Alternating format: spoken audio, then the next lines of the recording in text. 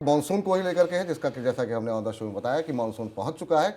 लेकिन खरीफ फसलों की खेती के लिहाज से महत्वपूर्ण राज्यों को देखें तो उनमें मानसून की बरसात की भारी कमी है। देश भर में अब तक हुई औसत बरसात की बात करें तो सामान्य के मुकाबले 28% तक कम बारिश रिकॉर्ड की गई है। मानसून सीजन में कम रही बरसात की वजह से इस साल खरीफ फसलों की खेती पिछले साल के मुकाबले पिछड़ी हुई है। 23 जून तक देश भर में खरीफ की खेती 6 लाख हेक्टेयर पिछड़ी हुई दर्ज की गई है। सर, मानसून में अभी अगर हम देखें तो पूरे देश में 28% का डेफिसिट देखने को मिल रहा है, लेकिन राज्यवार स्थिति इस समय क्या देखने को मिल रही है, और खासतौर से अगर हम खरीफ की बुआई के आंकड़ों को अगर देखें तो उससे क्या कुछ संकेत दिखाई दे रहे हैं? बिल्कुल मानसून के आंकड़े अब आने लगे हैं। धीमे धीमे मानसून आपके सारे लोगों के आसपास मध्य भारत में, उत्तर भारत में मानसून की बारिश का असर दिखाई देने लगा है। हालांकि कई जगह साइक्लोनिक और भारी बरसात भी है, जिसका असर फसलों पर ज़्यादा डैमेजिंग होता है। लेकिन मानसून का जो विस्तार है बहुत तेज़ी से अब अधिकांश हिस्सों में फैल गया है। जो मैप आपके सामने है, जिसमें आपको नीली रेखाएँ दिख रही हैं, इन नीली रेखाओं के पीछे तक की सीमा मानसून से कवर हो चुकी है। और मानसून की जिस धारा ने सबसे तेज़ी से कवर किया है वो बे ऑफ बंगाल से आने वाली धारा है। उस शाखा से मानसून अब काफ़ी हिस्सों में फैल गया है। तो अगर मानसून के विस्तार के आधार पर देखें तो दिल्ली के आंकड़ों में दिल्ली में मानसून 60 साल बाद समय से पहले आया। मुंबई में भी मानसून पहुंच गया है, लेकिन इसका वितरण असमान है। एक आंकड़ा तो यह है कि पूरे देश में 28% के आसपास सामान्य से कम बारिश हुई है, पर यह आंकड़ा हमेशा मानसून में भ्रमित करता है, क्योंकि मानसून की बरसात को हमेशा उसके क्षेत्रों में रीजनल लेवल पर देखा जाना चाहिए, और वहां से जो आंकड़े आ रहे हैं वो ज़्यादा चिंताजनक है। और इसी वजह से खरीफ की फसल की बुआई को लेकर चिंता बढ़ रही है। आंकड़े को देखिए, चार्ट को ध्यान से देखें। बिहार में अभी बारिश की कमी 76% है, झारखंड में 70% है, उत्तर प्रदेश में लगभग 38 से 39% है। केरल, कर्नाटक और तेलंगाना जहां से मानसून गुजर चुका है, यानी वहां पर अब तो फसल की बुआई का समय शुरू हो चुका है। तो क्या वर्षा जब कृषि सुखाने वाली स्थिति आ चुकी है, वहां 66%, 60%, 57% का डेफिसिट है। बिहार में अगर आप 25 जून तक की बरसात के आंकड़े आंखें तो अभी तक अब जो कमी दिखाई दे रही है वो लगभग 76% के आसपास है। इन आंकड़ों के आधार पर आप ये समझ सकते हैं कि इन क्षेत्रों में पैडी की या धान की बुआई पिछड़ी हुई क्यों है। 6 लाख हेक्टेयर कम बुआई अभी तक हो पाई है।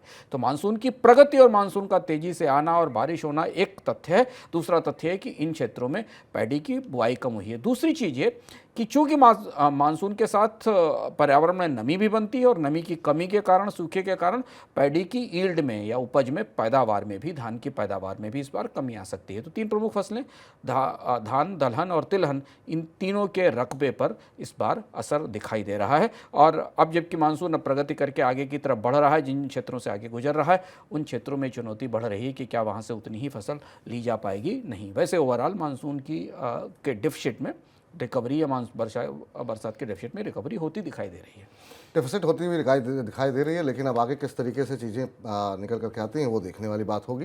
इधर मानसून सीजन में मौसम अनुकूल नहीं होने की वजह से सब्जियों की कीमतों में भी तेजी देखने को मिल रही है। खासतौर से टमाटर का भाव जून के दौरान दोगुने से भी ज़्यादा बढ़ गया है। उपभोक्ता मंत्रालय के आंकड़े देखें तो 1 जून को दिल्ली में टमाटर का औसत भाव 21 रुपये प्रति किलो दर्ज किया गया, और 25 जून को भाव 48 रुपये दर्ज किया गया। हालांकि दिल्ली में कई जगहों पर टमाटर 60 से 70 रुपये भी बिक रहा है। महंगाई की वजह से देश में खपत की रफ्तार सुस्त पड़ी है, जिस वजह से निजी निवेश भी प्रभावित हुआ है। देश की अर्थव्यवस्था पर पिछले हफ्ते जारी रिजर्व बैंक के डिस्कशन पेपर में ये बात कही गई। डिस्कशन पेपर में ये कहा गया कि महंगाई को घटाकर उपभोक्ता खर्च को बढ़ाया जा सकता है, जिससे कि कंपनियों के मुनाफे बढ़ाने में मदद मिलेगी। अब सर, आपसे जानना चाहेंगे कि जो कंजम्पशन स्टोरीज को लेकर के रिजर्व बैंक इतना कॉशियस क्यों है, इतना डरा हुआ क्यों दिखाई दे रहा है, या इतना कंफ्यूजन क्यों दिखाई दे रहा है? रिजर्व बैंक की तरफ से विपुल 2 तरीके के बयान आए। एक रिपोर्ट आई जो पिछले हफ्ते के अंत में आई, जो आरबीआई की डिटेल रिपोर्ट थी, जिसमें विस्तार से बताया गया कि भारत में खपत की स्थिति क्या है, जिस पर हम आगे आएंगे। और दूसरा महत्वपूर्ण बयान अभी आया इस सप्ताह की शुरुआत में, जहां जिस बात पर सबकी निगाहें थी कि रिजर्व बैंक एल नीनो को लेकर, मानसून के असर को लेकर, खराब मौसम के असर को लेकर बाजार में किस तरीके की संभावनाएं आंकता है। तो रिजर्व बैंक ने बड़े स्पष्ट रूप से कहा कि उसकी कोशिश है कि महंगाई की दर को 4% पर रोका जाए, जो रिजर्व बैंक का टॉलरेंस लेवल है, सहनीय स्तर है। अभी महंगाई की दर उससे ऊपर है, यानी 6% से के आसपास है, लेकिन 6% टॉलरेंस लेवल की ऊपरी लिमिट है, वहां पर रोका जाए। लेकिन एल नीनो सबसे बड़ा खलनायक है, मानसून सबसे बड़ा खलनायक है। अभी आपको विपुल जी ने एक शुरुआत में बताया कि सब्जियों की कीमतें फिर बढ़ने शुरू हो गई। हम लगातार बता रहे हैं कि अनाज की महंगाई दहाई के अंकों में बनी हुई है, यानी रिजर्व बैंक महसूस कर रहा है कि महंगाई की लड़ाई, जिसमें शुरुआती तौर पर थोड़ी जीत मिलती दिख रही थी, मोर्चा फिर फंस गया है, फिर मुश्किल बढ़ गई। और ये जब रिजर्व बैंक ऐसा कहता है तो इसका मतलब ये होता है कि ब्याज दरों में कमी की उम्मीद छोड़ देनी चाहिए, क्योंकि महंगाई की लड़ाई अभी जारी है। पहला तथ्य तो रिजर्व बैंक ने अपनी तरफ से ये कहा, और ये कहा कि एल नीनो का असर हमें दिखाई देगा आने वाले समय में। 2024 में लंबे समय के लिए 5.4% की महंगाई की दर का लक्ष्य, लेकिन तात्कालिक तौर पर महंगाई पर दबाव बनता हुआ दिखाई देगा, पहली चीज़ ये। दूसरी बात, रिजर्व बैंक ने अपनी रिपोर्ट में कही, वो रिपोर्ट 7.2% की आर्थिक विकास दर का जो आंकड़ा हमारे पास आया था 2022-23 के लिए, उस रिपोर्ट के भीतर के कुछ तथ्य बताता, और वे मान रहा है कि महंगाई के कारण भारत में खपत गिर रही है, लोग कम खर्च कर रहे हैं। इसे विस्तार से हम बार बार अलग अलग तरह से आपको बताते हुए आए हैं। रिजर्व बैंक ने अपनी रिपोर्ट में जिन चीज़ों की तरफ इशारा किया उनमें कंज्यूमेबल्स की खपत है, उसमें ऑटोमोबाइल की खपत है, उसमें मकानों की खपत है।